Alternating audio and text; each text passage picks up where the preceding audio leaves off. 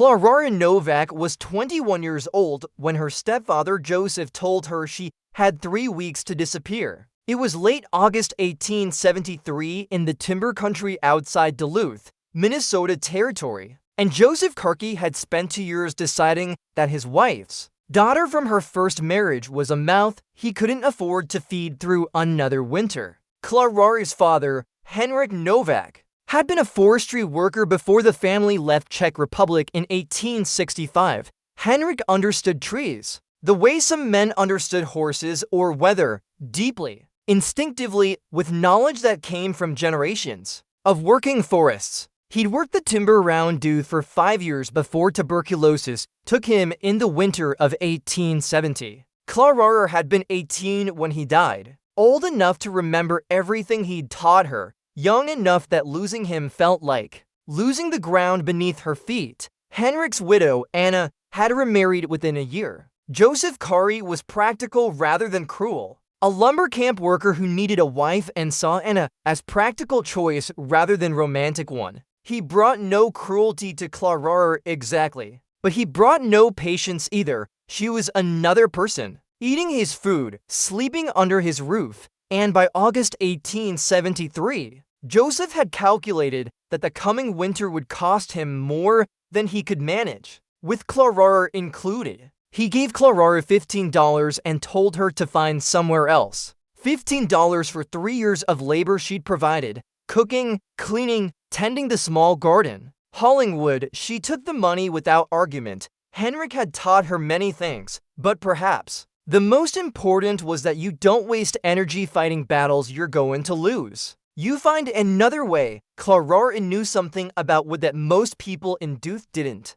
Something her father had taught her years ago, something she'd filed away as interesting knowledge without understanding its potential for survival. Henrik had explained it during one of their winter afternoons in the workshop, when he was teaching her about timber the way another father might teach a son. Freshly cut wood is wet, dangerously, uselessly wet, when you fell a tree and cut it into logs. The wood contains 50 to 100% moisture, sometimes more water by weight than wood. You can't burn green wood efficiently. Most of the energy goes into evaporating the water before any useful heat is produced. A pound of dry seasoned wood produces roughly 8,000 BTU of heat. A pound of green wood produces barely 4,000. You're burning twice the wood for the same warmth. Seasoning is the process of drying wood to the point where it burns efficiently, getting moisture content down to 15 or 20%. The conventional method was simple. Stack wood outdoors in a sheltered location and wait 6 months minimum, 12 months better. The wood sat exposed to air. Moisture evaporated slowly and eventually the wood was dry enough to burn properly. The problem, Henrik had explained, was that outdoor seasoning in Minnesota was nearly impossible to do well. Rain and snow kept re-wetting the wood. Freezing temperatures in winter could actually damage wood fibers when moisture inside the logs froze and expanded, cracking the wood internally in ways that made it burn poorly, even after it dried. Most families dealt with the problem by cutting enormous quantities of wood in summer and burning through winter stocks that were partially wet, inefficient, wasteful. Rick had seen a better system in Czech Republic used by foresters who needed reliable dry wood through brutal winters. You seasoned the wood underground in a tunnel dug into a hillside. The constant underground temperature prevented frost damage. An air channel through the tunnel driven by the natural slope created continuous airflow that removed moisture from the wood steadily and consistently. The result was perfectly seasoned wood in for 2 to 6 weeks, a fraction of the time outdoor seasoning required. Klara remembered this conversation clearly. Remembered Henrik sketching the tunnel design on the back of a feed receipt. Remembered asking why they didn't do it that way. Henrik had smiled and said they might someday when they had a proper hillside. They never did. But now Klara had something Henrik never anticipated. She had a hillside, she had $15, and she had the desperate need to make them work. She found unclaimed land 2 miles outside Duluth, 5 acres on the side of a glacial ridge that nobody wanted because the soil was poor and the slope made farming impossible. The very thing that made it worthless for farming made it perfect for what Clara needed: a hillside, a consistent slope from bottom to top, natural ground that she could dig into from the side rather than excavating from above. She staked her claim in early September, built a small one-room cabin on the flatter ground at the base of the ridge. Rough honey timber construction, simple peaked roof, single fireplace, maybe 140 square ft of living space. The cabin took 2 weeks to build and cost about $8 of her $15 budget. Functional, but crude. Not the point. Anyway, the point was the hillside behind the cabin. That was where the real work would happen. Clara spent the rest of September studying the hillside before she dug a single inch. Henrik had been precise about the design requirements. The tunnel needed to face a specific direction. The slope needed to be steep enough to drive airflow, but not so steep that the tunnel would be unstable. The entrance needed to be positioned where it would get adequate air movement without being exposed to direct wind that would overwhelm the system. She selected a spot on the ridge where the slope ran roughly north to south,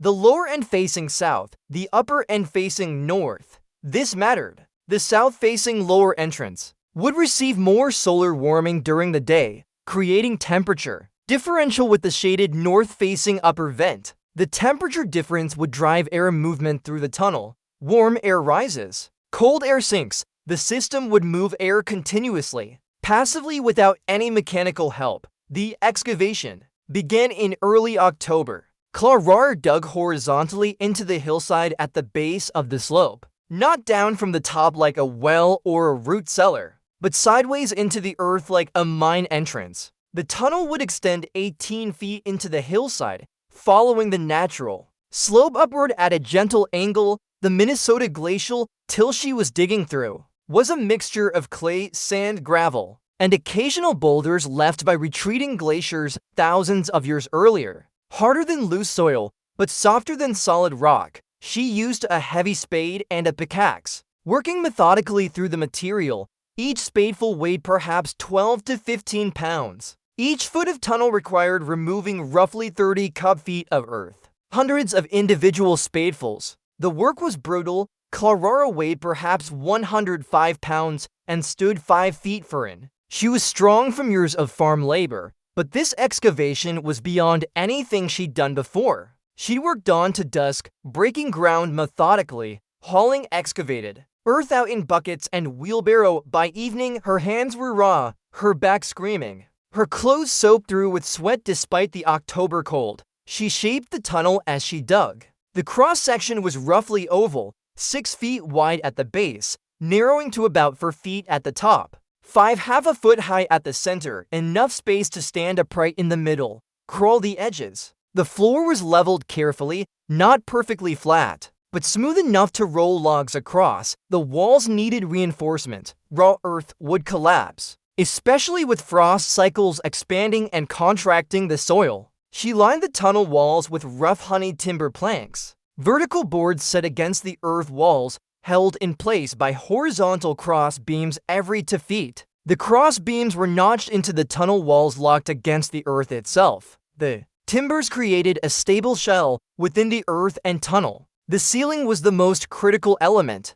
She built it from heavy timber beams, 4 by 6 planks laid side by side across the tunnel with every 2 feet, creating a solid ceiling that could support the earth above between the beams. She packed clay tightly. This sealed the ceiling against moisture seepage while allowing the earth above to provide insulation. The excavation and timber lining took 3 weeks of sustained work. By late October, the tunnel was complete, 18 feet long, bored into the hillside at a gentle upward angle, timberlined, with a clear entrance at the base of the slope. The 2 vents were the heart of the system. The lower entrance at the base of the hillside facing south was simply the tunnel opening itself. Clara built a sturdy timber frame around it and fitted a door that could be opened or closed. When open, air could flow freely into the tunnel. The upper vent was different, at the far end of the 18-feet tunnel, where it penetrated deepest into the hillside.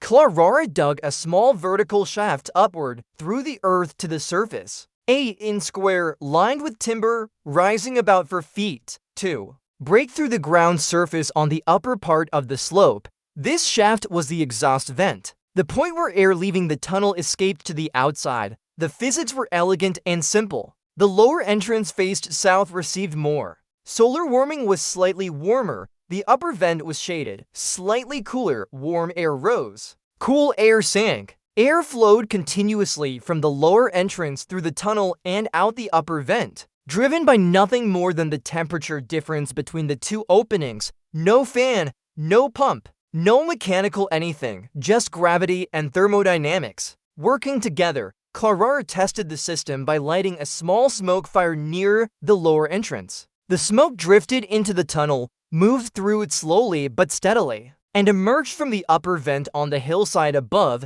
The airflow was real, gentle, maybe a few feet per second, but continuous and consistent enough to carry moisture away from anything stored inside. She began filling the tunnel in late October, cutting trees from the ridge and carrying the logs down to the entrance. Fresh green logs, unseasoned, heavy with moisture, practically dripping sap if you cut them. Wrong. She carried them in pairs, rolling them down the hillside, maneuvering them through the entrance, positioning them inside the tunnel on simple timber racks she'd built to hold logs off the floor. The racks were important. Henrik had been specific about this. Wood needed air circulation on all sides to season evenly. Logs sitting directly on the ground would retain moisture on the bottom, develop mold on the contact surface, season unevenly. The racks held logs 6 in above the floor, allowing air to flow beneath them, as well as round and above. She filled the tunnel with perhaps 2 cords of green wood, roughly 120 cubic feet of logs stacked on the racks. The tunnel was full, but not packed. She left gaps between logs for air movement. The system needed breathing room to work. Then, she closed the lower entrance door, not sealed, just closed, left the upper vent open and waited. The first 2 weeks, nothing visible happened. The logs sat in the tunnel, green and heavy, looking exactly as they had when she'd carried them in. Clara checked every few days, would open the entrance door, reach into the wood, feel the surface, still damp, still heavy, still green. But something was happening that she couldn't feel yet. The air flowing through the tunnel was carrying moisture away from the wood surface, one invisible layer at a time. The constant temperature inside the tunnel, about 40, never freezing, never warming, meant the moisture was evaporating at a consistent rate rather than the uneven drying that happened outdoors. The wood fibers weren't contracting and expanding with temperature swings. The moisture was leaving cleanly, steadily, without damage. By the end of the 3rd week, Clara noticed the change, reached into the tunnel, and touched a log. The surface was drier, not dry, but noticeably less damp than it had been. The smell had shifted. 2. The sharp green sap smell was fading, replaced by the warmer, woodier smell of drying timber. By week 4, the transformation was unmistakable. The logs had lost significant weight. She could tell by lifting one end. The surface was dry to the touch. The wood had taken on the lighter color of seasoned timber. She split one log with her axe to check the interior. The cross-section showed wood that was perhaps 60% of the way to fully seasoned. Moisture content dropping steadily. By week 6, the wood was done, fully seasoned, 15 to 20% moisture content. Clara split a test log and held a match to a chip. It caught immediately, burned hot and clean with none of the sputtering and smoke that green wood produced. 8,000 BTU per pound, efficient, powerful heat from wood that had been dripping with sap 6 weeks earlier. She carried the seasoned logs out of the tunnel and into her cabin, built a fire in the fireplace. The wood burned beautifully, hot, clean, steady. One log produced more useful heat than 3 green logs would have. Her small cabin warmed quickly, maintained comfortable temperature with minimal wood consumption. The neighbors noticed something strange about Clara's property almost immediately, though they couldn't have articulated exactly what it was. There was no woodpile. Every other homestead in the Dooth area had a woodpile. Stacks of logs and split wood visible from the road, growing through summer and shrinking through winter. Clara's property had nothing: a small cabin, a tool shed, and bare ground. No wood anywhere visible. They watched her cutting trees on the ridge throughout September and October. Saw her hauling logs down the hillside, but the logs disappeared. No stacking, no splitting into firewood. Just green logs carried to the base of the ridge and vanishing behind the cabin, where the hillside rose. Elsa Brandt was the first to say what everyone was thinking. Elsa was wife of Henrik Brandt, who owned the general store and lumberyard in Duluth. She was 43, sharp-tongued and accustomed to being right about practical matters. She organized a visit in mid-November with 4 other women from the area. Concerned citizens checking on the young Czech woman who seemed to have no firewood heading into winter. They arrived on a gray November afternoon, wind cutting across the ridge. Clara invited them inside the cabin. The fireplace was burning, the cabin warm, maybe 58 comfortable enough. The women looked around for the woodpile visible through the window, found nothing. Where is your firewood? Elsa asked bluntly. We've watched you cutting trees for 2 months, but there's no wood anywhere on your property. No pile, no stack, nothing split. How are you burning this fire? Clara gestured to the stack of seasoned logs beside the fireplace. Maybe 20 logs. Enough for a week. I bring it in as I need it. From where? There's nothing outside. From the hillside, all the hillside is bare ground and rock. Clara considered how much to explain, decided on directness. I have a storage tunnel dug into the hillside. The wood is stored inside. It stays dry. I bring it out when I need it. Elsa's expression shifted from confusion to something approaching. Pity, a tunnel in the hillside. You're storing firewood in a hole in the ground. That wood will be completely rotted by spring. The ground is damp. Underground is damp. Wood rots in damp conditions. You're going to run out of firewood and freeze. The tunnel has airflow. The wood stays dry.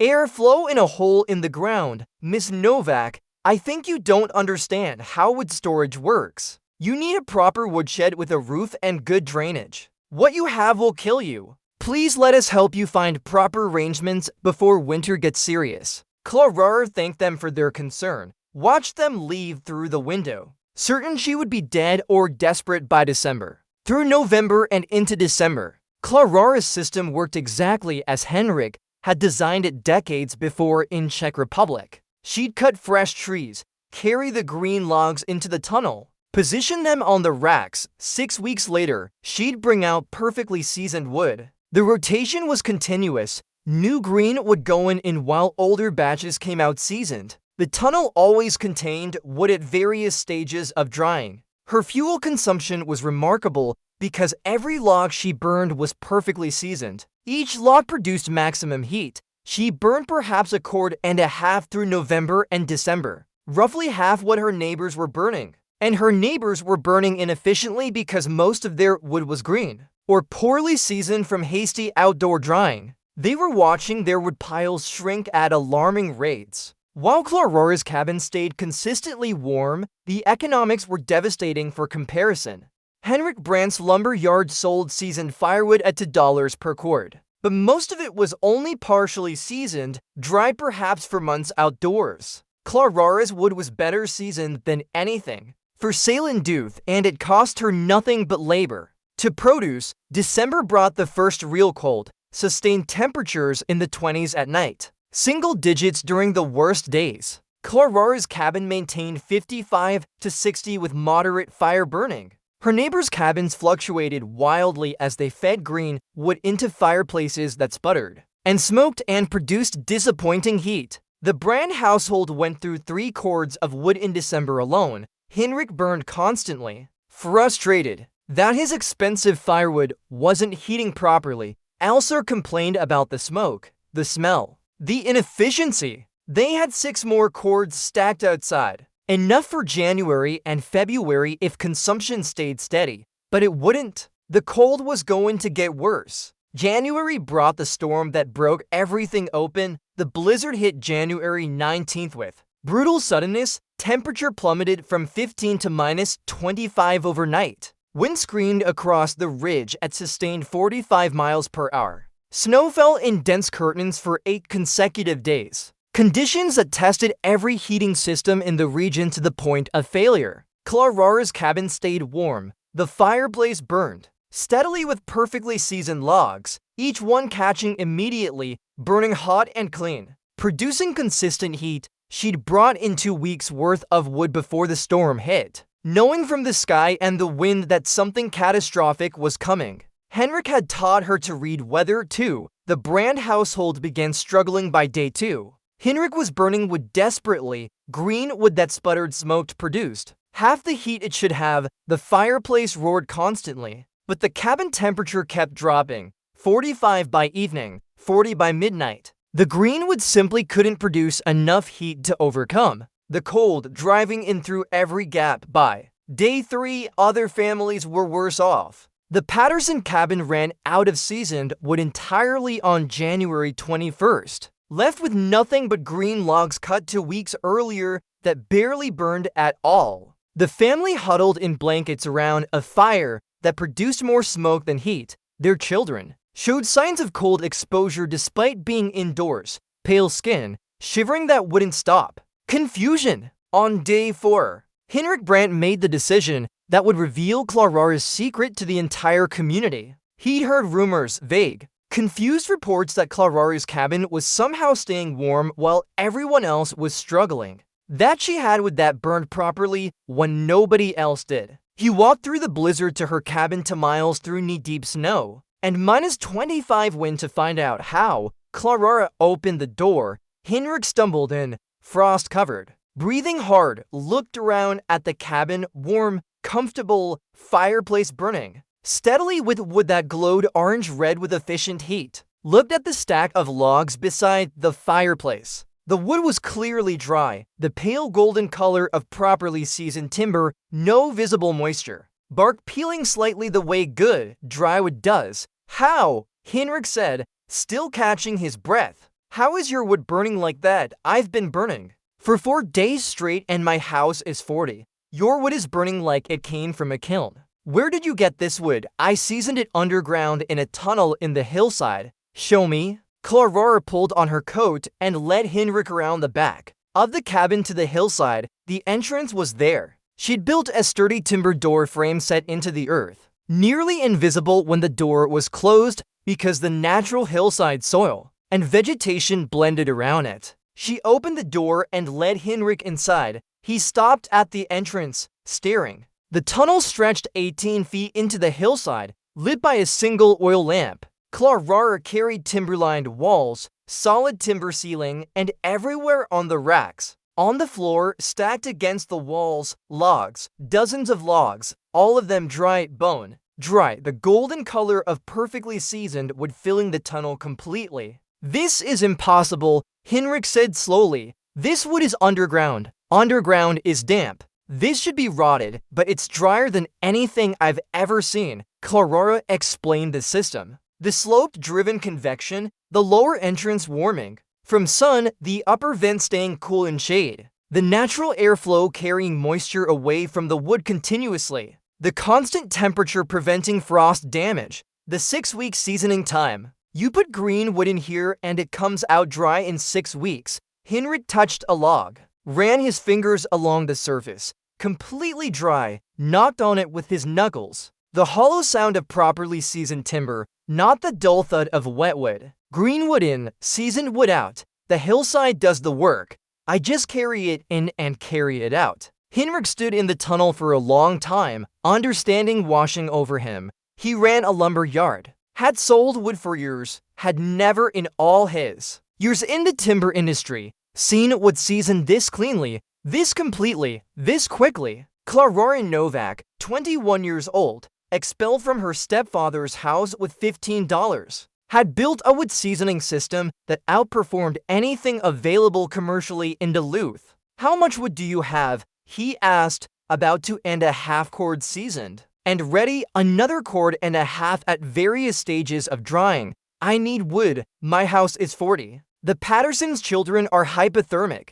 Half the families in the area are running out or burning garbage because their wood won't burn. How much can you spare? Clarara looked at the tunnel full of wood, looked at Henrik, a man whose wife had come to her cabin weeks ago, convinced she'd freeze to death. a man who ran a lumberyard and had never considered underground seasoning. Take what you need. She said, take enough for the Pattersons too, enough for anyone who needs it. By the end of day 4, 12 families had sent someone to Clararo's tunnel. They came through the blizzard through -25 wind and knee-deep snow because their firewood wouldn't burn and their houses were dropping below survivable temperature. Each family that entered the tunnel had the same reaction: shock at the dry wood, confusion about how underground storage could produce drier wood than outdoor storage, then understanding slowly as Clarara explained the convection system. The word spread even through the blizzard. By day 5, families were sending children,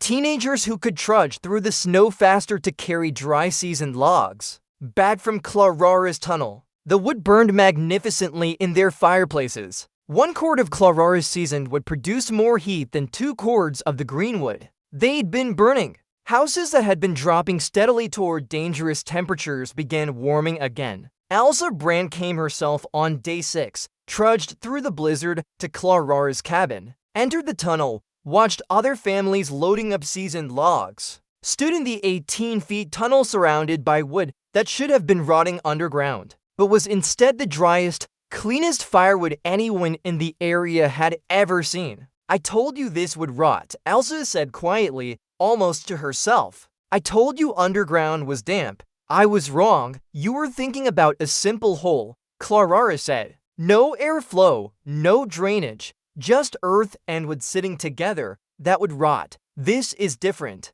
The slope drives air through continuously. The wood dries faster underground than it would outdoors, because the temperature never freezes the moisture inside. Henrik, my father, learned this in Czech Republic. Foresters used it for generations. Your father taught you this. He taught me everything about wood. I just needed a hillside to use it. Elsa looked at Clarara for a long moment. The young woman her delegation had visited 6 weeks earlier, pitying her for her foolishness. Certain she'd freeze, the young woman whose cabin had no visible firewood, and whose neighbors had assumed she was doomed, standing in a tunnel full of the best firewood any of them had ever burned, explaining a system that had been keeping her warm. While they suffered, I'm sorry, Elsa said, for the visit for what we said. We assumed you were stupid because you were young and alone and doing something we'd never seen. We were wrong, Clarara nodded. My father wasn't stupid. He was a forestry worker in Czech Republic. He understood trees better than most people understand anything. I just remembered what he taught me when I needed it most. The blizzard ended January 27th, 8 days of sustained -25 and 45 miles per hour wind. When it broke, the community emerged to find that Clarara's underground tunnel had been the difference between survival and disaster for a dozen families. Henrik Brandt came back after the storm with a proposition. He wanted to understand the system thoroughly, wanted to build similar tunnels for the lumberyard, season wood underground for commercial sale. The wood would command premium prices. He offered Clarara consulting work, payment for explaining and helping design the tunnels. Clarara accepted, not because she needed the money. She'd survived on $15 and her own labor, but because spreading the knowledge mattered more than keeping it private. Henrik had learned the system from generations of Czech foresters